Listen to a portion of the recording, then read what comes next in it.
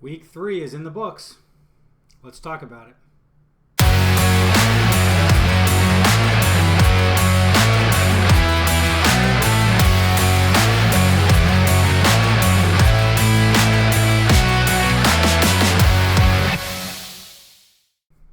Let's take a look back at the scores from this past week.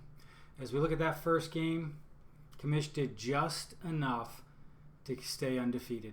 It looked tenuous there for a little while. As we look at the actual scores, the individual player scores, it was ugly. Number 1 pick Bijan doing what he should do, and pretty much no one else showed up. All 4 touchdowns scored by the entire team, all Caleb Williams. All, not quite at the last minute because it wasn't a Monday night game, but really just bringing the last little bit of hope back to that score. And we'll see how that affected the power rankings over the course of the weekend. But leave me in last place. Hoffman, looks like maybe we will be doing just that. Even when we look at the potential scores, we see that 120, it will end up being the lowest potential score, which starts talking about maybe the deficiencies in the team in general. But not in last place, 1 and 2, so we'll see. But Kamish, continuing on just from last year, poor roster management.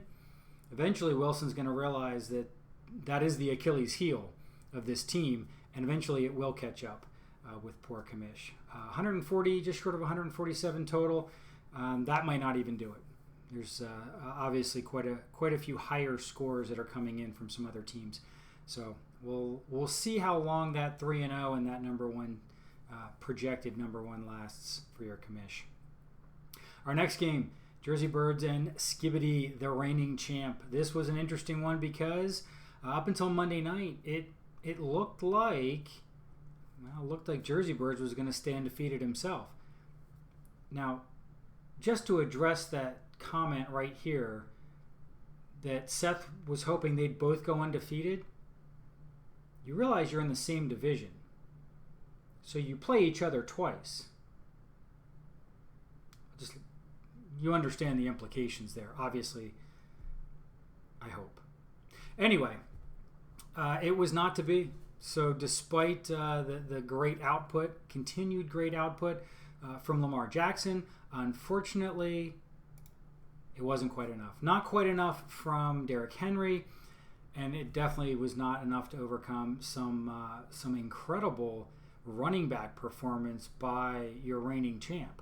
2 30-plus performances from both of his, or from the running back position.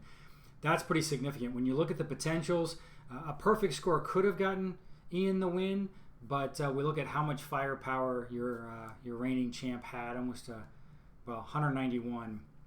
Both did fairly well on their roster management, but those couple of high scores, just a little too much for Ian to fight through. So drops to 2-1. Next game, Poncho. Not the lowest score on the week, but this is looking rough. It just not a lot going on. Colts defense was about the only thing that was a bright spot. I mean, Baker more or less pulled his weight, but kind of similar to Kamish, no one else showed up, and unfortunately up against Shankopotamus team that actually showed up this time. So you look at the totals, 142 wouldn't have been enough even to get close to what Keith ended up with. The 76% pop doesn't help, but 100% wouldn't have helped either. So there we are, 0-3, scraping the bottom. Our only unwin. It's not undefeated. Our only winless. We'll go with winless. It's our only winless team left through 3 weeks. Now, speaking of 100%, we look at our next score. Read option versus Pet Detectives over here. It looked like read option was on the upswing. It looked like Joe was going to maybe slide down and be fighting with John for the last spot. And it flipped just a little bit. fact, the projections flipped a little bit. And as we see, we got our first 100% pop. Alex Billy comes in with the perfect roster and still loses. So that's a little bit disappointing. We know he's put up numbers. He had quite a good score last week. I think it was a high score last week. So we know it's there. He just wasn't there this week. So Joe came in with a solid pop as well, and that gave him the win. Most of his team showed up, and that really helps. Stacking points on points on points. So we'll see. Are we seeing a stumble from Alex Billy? Remember, he started the first 2 weeks just like last year, and he won the division last year. But we'll see if it's the same this year. Joe's got to feel pretty good about his win. That's a good step forward heading into week 4. Our final score, Whiskey Business, Beg Your Parsons. This is another one of those ones where you look at the pop and Seth left a ton of points on the bench. It's kind of a scary thing because even from a 0 from ABCD in his starting lineup, still scores 141, easily gets the win. Obviously, it's a lot about who you play. But on his bench were 3 other players who scored 0 points, and yet somehow the perfect roster for him would have been 180. I don't know. Maybe this is Seth's year. Maybe this is something that we need to look out for. But as much as I love the Beg Your Parsons name, unfortunately, I don't love the team. It's rough. Not a whole lot he could have done at this point. Again, 129, even if he had done everything exactly right, but not a lot of people showed up. I don't know why he went with the Jake Browning experiment in Cincinnati as a Browns fan. I feel like it's cosmic justice. Do we say that? Is that a thing? That he lost so significantly, leaning on a Bengal player. But frankly, even if he had put his backup quarterback, which really should be his starting quarterback, Jordan Love in, that was only like 3.5 extra points anyway. It would have made no difference whatsoever. But why a Bengal? Anyway, if we take a quick look at our standings, which are now starting to be kind of interesting, now that we're 3 full weeks in, we take a quick look. 3-0 is the lead in the East and the West. So both have a single front runner, and at least in the West, it's all kind of murky there. After that, at 1 and 2, a little more separation over in the East. But even looking at the playoff percentages that we've got on there, everybody at 3 weeks in is really in the running. So not that big a deal. Quick look at the season stats. Your number 1, number 2, going about it in very different ways. Whiskey Business is scoring points, while your commish is not having points scored on him. In fact, if we look at that, points against, it's interesting that, look at the numbers there. So commish has only had 330 points scored against him, while at the bottom of the list, most points, not surprisingly, last place, Poncho at 0-3, 400 and almost 475 points. Do you realize that's nearly 50 points a game difference through 3? Right? I mean, that's 145 points difference through just 3 games. Nearly 50 points different every single game.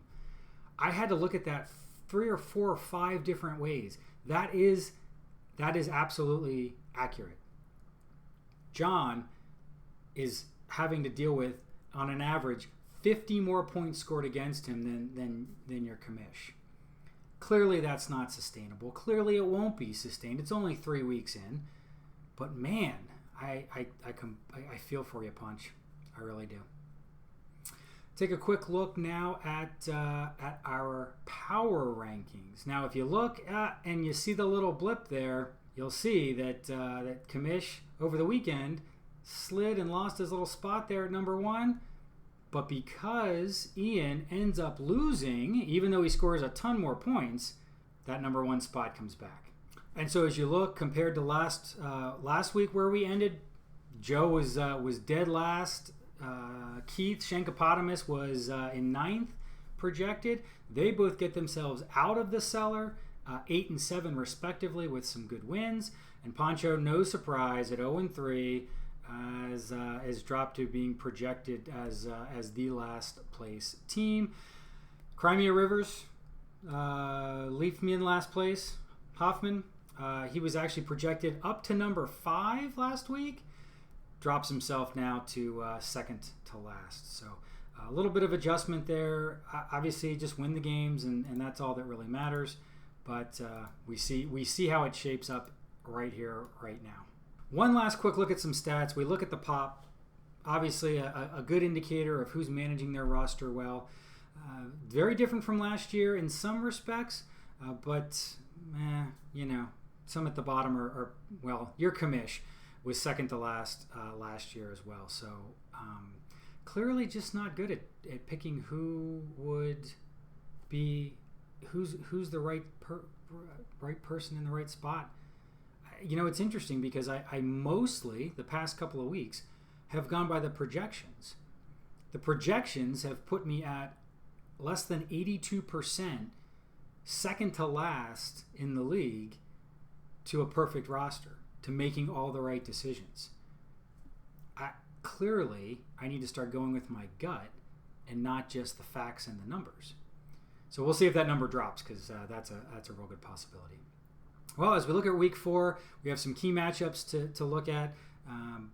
As we go in, we will not have undefeated Miley brothers. I think we were pretty clear on that earlier.